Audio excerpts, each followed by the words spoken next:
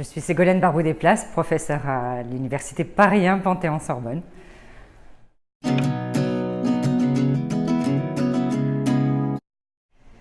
Un regard sur une année de travail, du point de vue du membre du jury, c'est même un peu plus qu'une année de travail.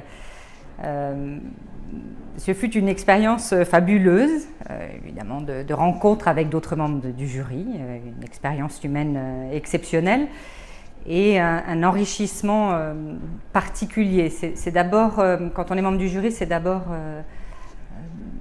une plongée dans l'état de la recherche en droit public sur 5-6 ans. Et donc c'est incroyable d'avoir ce point de vue. On peut l'avoir sans doute quand on est au CNU, mais là on l'a de façon ramassée en une année. D'observer l'état de la recherche en France sur l'ensemble du droit public.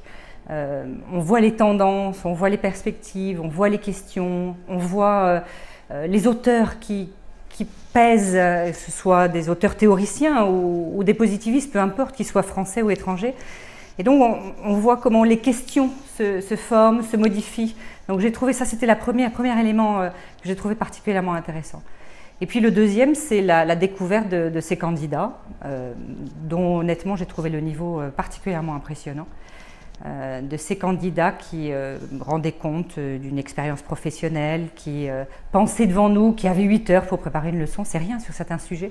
Et on voyait fuser des remarques, des idées, on voyait se construire des pensées, on voyait l'originalité à l'œuvre. Et donc ça, j'ai trouvé vraiment que c'était une expérience particulièrement enrichissante.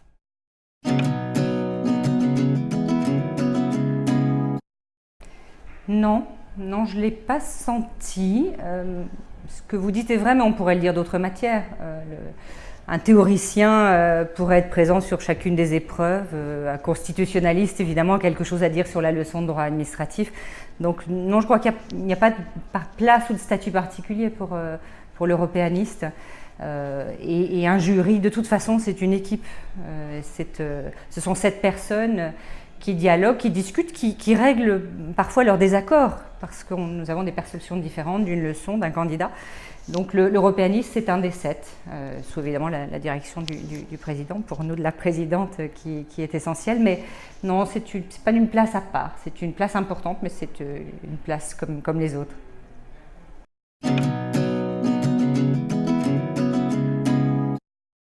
La clé, on le sait, c'est la préparation.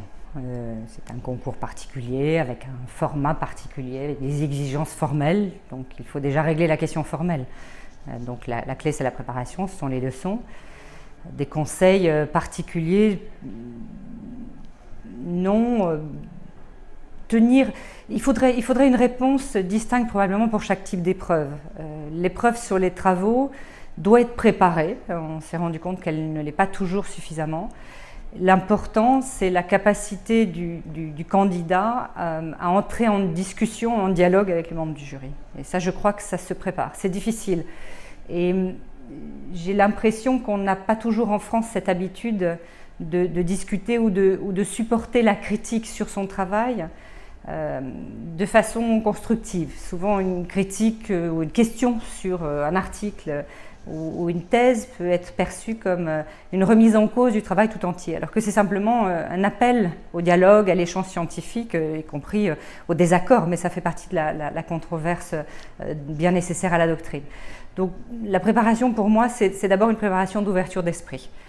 Je viens discuter, je viens présenter, je suis fière de mes travaux, je viens les expliquer, je viens en rendre compte, je viens dire comment je suis arrivée à tel résultat. Donc c'est tout un travail d'explicitation et ça me semble important quand on veut appréhender la première leçon qui est celle des travaux. Ensuite, sur les autres épreuves, c'est de la préparation. Le conseil, c'est de bien choisir ses matières. Nous avons vu des erreurs de choix de matière manifestes. Et puis, travailler en 8 heures, c'est aussi abandonner la prétention à l'exhaustivité. Et donc, il vaut mieux une leçon qui soit efficace en termes de démonstration plutôt qu'une leçon qui soit une longue synthèse du droit positif applicable.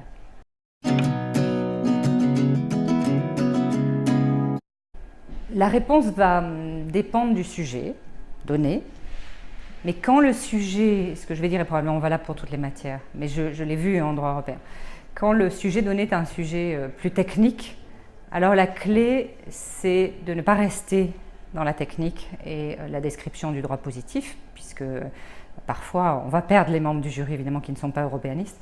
Et donc il faut impérativement être pédagogue et il faut impérativement rapatrier la question qui fait l'objet soit du commentaire, soit du sujet, dans les grandes questions du droit public.